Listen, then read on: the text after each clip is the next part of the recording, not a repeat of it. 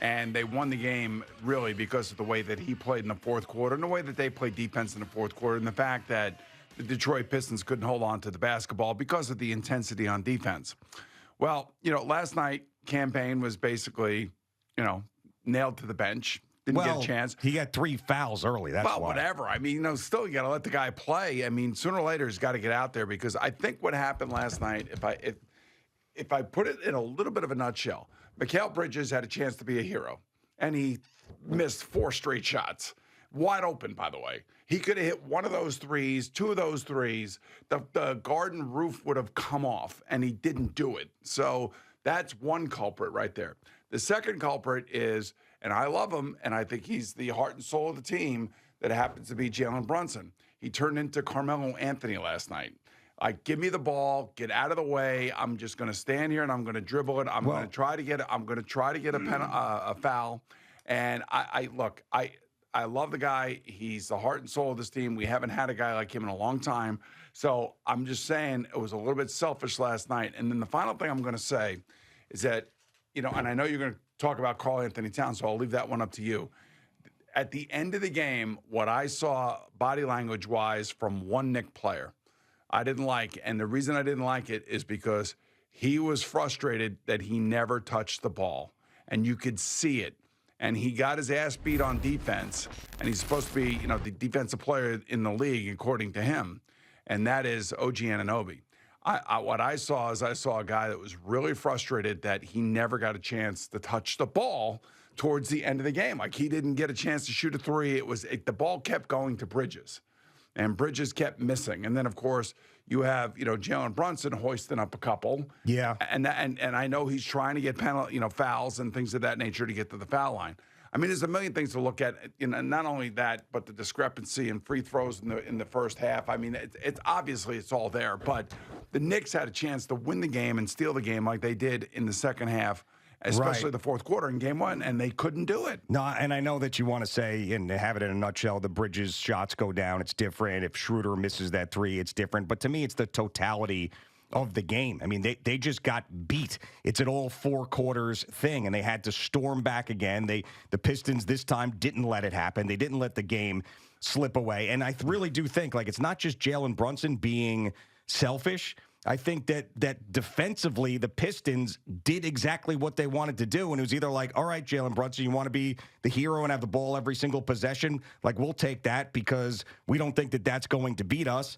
And also, you want to pass the ball to one guy, go ahead and pass it to Mikal Bridges because this guy's going to miss more shots than he makes. So, I'm not going to even get on Jalen Brunson for holding the ball. They couldn't do anything else because the Pistons were so good defensively.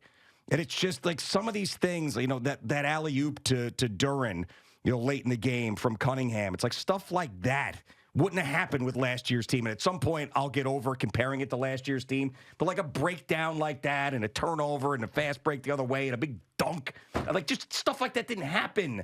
So, when you have a team that's got more effort on defense and is a better defensive team beating the Knicks in front of Tom Thibodeau, it's got to drive him crazy. And then, of course, instead of him coming out and taking any sort of personal responsibility about how this team is playing, he goes straight to the officials. The officials would rather have, Tobias Harris and the Pistons in the second round than the New York Knicks. Just shut up. No more excuses. Take the responsibility. This team has not played the way it needs to be the entire time. And the fact that Karl Anthony Towns is he's an all-star starter. He could be a top 10 player in the league when he's right, and he's disappears in the fourth quarter. So you want to tell me that it's either on him or the fact that the Pistons outsmarted the Knicks and were doubling him all the time? Okay, then let's figure it out. Because you can't have your star player who you pushed all your chips in the middle of the table for this guy. That's what this was. And you can't have him be a non-factor at all in the fourth quarter of this game. So, 10 points? God's sakes, man. Well, you got to have the ball in your hands to be able to score. And if you're not getting the ball thrown to you, there's but one guy. But this is my point then. All right, so then don't. It's not, I think we're looking at it different ways. I'm looking at this Tom Thibodeau and the New York Knicks have not figured out how to make this team the best version of what it can be. And the Pistons have watched that, and J.B. Bickerstaff has watched this the entire season and knew how to take all things away from the Knicks to neutralize the talent disadvantage that they have. So this, to me, wasn't even so much like, oh, Jalen Brunson's hogging the ball. It's the fact that the Pistons were like, all right, we'll double him. He's not going to get the ball. So then Tibbs has got to counter that and say, well, I got this, 6'10" all-star. I got to find a way to get him the ball. So that's my problem with it. It's Jalen Brunson's not a ball hog. He's not an idiot out there. He just had no options because they were getting out coached and outplayed. He also plays a lot of minutes, and sometimes decision-making wanes late in games when you are tired, and there's no question in my mind that he put forth a Herculean effort, I would say. I mean, he played his ass off, and he plays hard, and he gets banged around. And, for his size, for the amount of points that he scores within the paint over guys that are bigger than him, it really is quite amazing. But, again, last night I saw a lot of him holding on to the ball, a lot of frustration from the guys that he was playing with. Maybe not Mikal Bridges, because Mikal Bridges had ample opportunity to be the hero last night. Ample opportunity. But I don't want him to be the guy to be the hero. I know that, but the ball ends up in his hands, and I think you're right. Strategically. I think you're right about that. But, so the team has got to realize that. But, that's like one of the hardest things I would imagine for a coach to do in the NBA is to sit there, because they want guys to shoot threes. They want them to shoot threes. But to sit there and say, hey, listen, man, you don't have it tonight, so don't be shooting any threes. They're giving you wide open shots. The coach is not going to say that. The coach is going to say, Mikal Bridges, you've been in this league for, 7, 8 years? You've never missed a game, and here's the deal. You're out there. You were brought here for this reason, and he had ample. I mean, he could have been the star last night. Yeah, and he could have been the campaign of the first game. He could have been that guy last night. I mean, this was. It's looking in the mirror at what the Knicks were, prior to acquiring Mikal Bridges and Karl Anthony Towns. A team that wasn't as talented as everybody else, but outworked them, was tougher, got more rebounds. And now, one of the guys they sat on all those first-round picks, and then they traded for Mikal Bridges is missing shots all over the place. I mean, it's just like it really.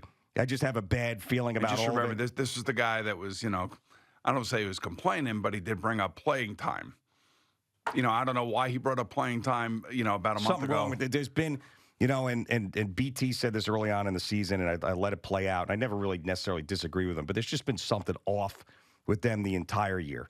And, while he said it going into the series, they lose the Pistons, there's something serious going on in that locker room. From Josh Hart talking about them being selfish to, Mikal Bridges talking about playing time, to some of the, it's just been weird. It's been off and it's been weird.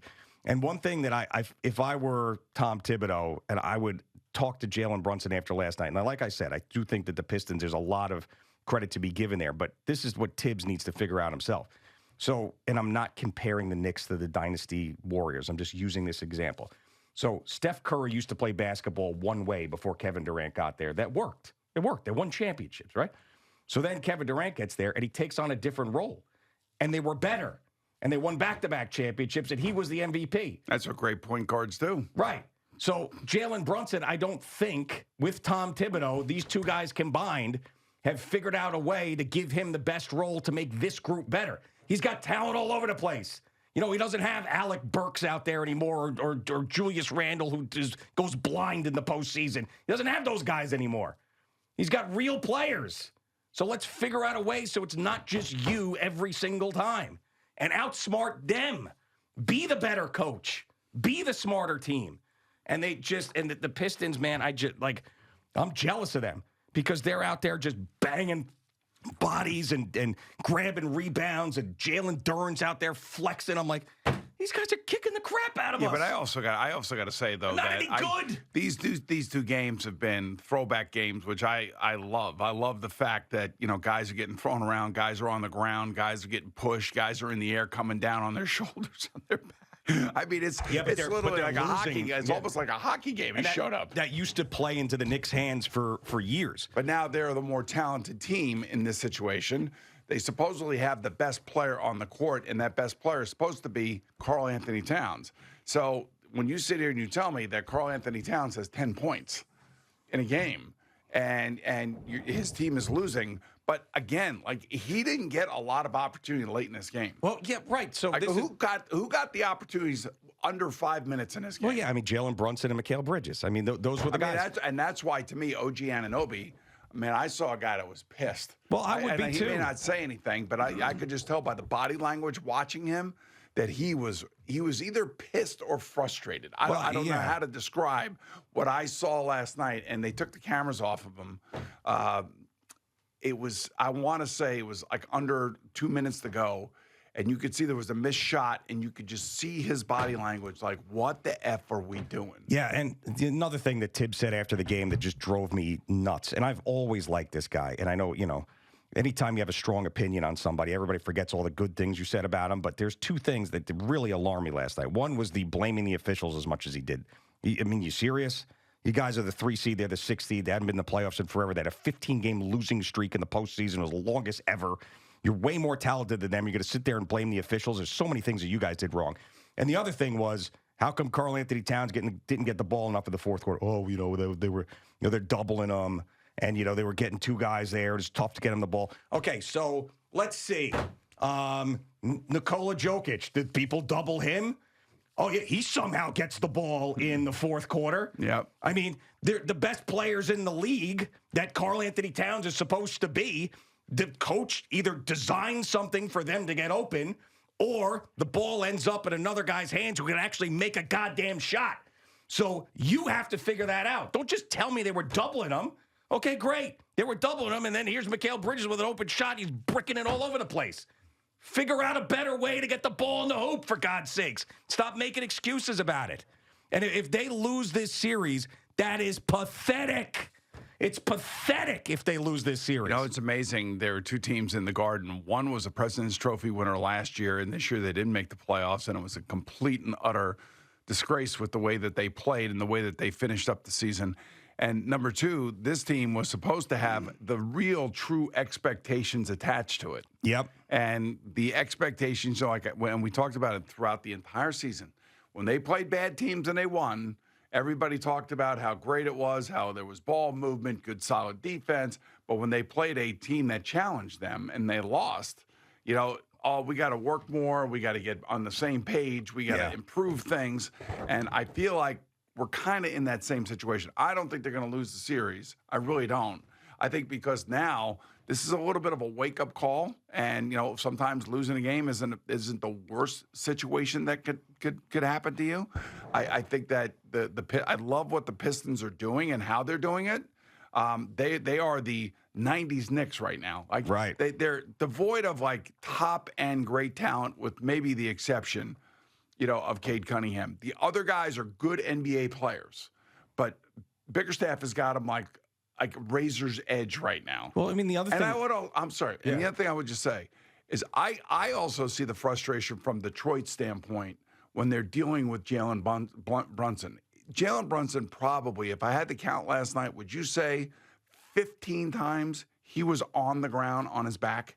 Oh, you're trying to take charges, you're saying? I mean, everything, whether it be charges or well, a it's little part of his game, though. I mean, I know. I'm not saying it's not. And I like that part of his game because that's the Walt Frazier part of his game. Yeah. Hey, I'm going to get free throws here, because somebody on the other team, did a stupid thing late in the game and fouled him, as I think it was Tobias Harris fouled him and put him on the line for 3. He made 2 out of 3. But the point being is that I can see it from the other side as well, watching the way that Jalen plays. Sure, and that's been something. He also, was not getting as many calls as other guys, so he started flopping a little bit more to get some more calls. So, I mean, I understand it from that perspective. It also, another thing about Cade Cunningham, this guy is a young player, hadn't been in the postseason before, and essentially has, walked into the Garden and looked like the best player in the series. He didn't have the greatest game in game 1. Yesterday was a great game. Yesterday was a great game. Yesterday he took over the game and said, I'm taking over this game. It's not supposed to happen. It's not supposed to happen. Well, OG Anunoby is supposed to stop him because, according to OG Anunoby, he's the Defensive Player of the Year. So, Defensive Player of the Year has got to play better. I think he won the first game, OG did. Cade came back and won the second game between those 2 guys. I would also say there was another guy that kind of disappeared last night, and that was another heart and soul guy, a guy that we appreciated last year, a guy that, had one of those games where he just was a little off. and that was our man Josh Hart. Yeah, I mean he was off. Yeah, I mean the whole team has just never felt like they have been firing on all cylinders long enough to believe in them. So I mean, I'll stick with the Knicks in 6, and I thought they'd lose some games. Just the way that it's happening Let is me more ask you a alarming question. to me. If you expected them to lose games, Yeah. I mean, I'm disappointed this morning, and I could go down the roster and we can parse through every player's performance last night. We know who played poorly. We know that there was a little bit of selfishness. I saw some, like I said, I saw some frustration. It could be anger. I'm not really sure what OG Anunoby's body language was telling me. I think he was a little disgusted that he didn't get a shot or didn't get an opportunity to at least get the ball to try to score late in the game. And I saw that, but I knew that this was exactly a throwback to the 80s. That's what this is right now. Listen, now it is. Yeah, and I expected them to be physical. What I really don't like is them not being able to maximize their talent. I feel like they're being outcoached, and the coach is giving a bunch of excuses, and I don't like that. That's what I don't like about it, because I'm projecting into the future beyond this series, and that is going to be a buzzsaw spot. They're going to have no chance. I'm sorry. No chance in a 7-game series with the Boston Celtics. And I'll see what Tibbs' excuses will come up for that with that one. I mean, they're all healthy, by the way. I mean, the team's healthy. No, they are healthy. There's No question about it. You don't want to hear it. There's no excuses in that regard, because that's not, that was the case last year. Yeah. I mean, it was easy to fall in love with the team that lost key pieces and still kept fighting and still kept, pushing the envelope against the Indiana Pacers. But to me, it's pretty simple. Mikal Bridges makes 2 of 4 shots. He's the hero today. That was campaign in game 1, and that was not Mikal's night last night. And then again, if your 6'10", 7-foot center is not going to touch the ball late in the game, and he's only going to come away with 10 points, that means that I'm with you. I don't want to hear about double teams. I want to hear about getting him the ball and letting him do what he's supposed to be doing. Now, he missed a couple little bunnies last night. Yeah, I mean, but still, this was the missing piece that was going to put you over the top and make you a legitimate playoff contender. And then you just sit there and say, well, they were doubling them. We couldn't get them the ball. No, that's not how it works. The best players in the NBA are game planned against, and they still somehow come up with the stat line they're supposed to have. So it's either all on Karl Anthony Towns, all on Tom Thibodeau, or somewhere in the middle. But that's completely unacceptable for a player like that with the money that he's making, coming to this franchise to be the missing piece to get them to compete with the Celtics. 10 points in a playoff game at home? It's just embarrassing.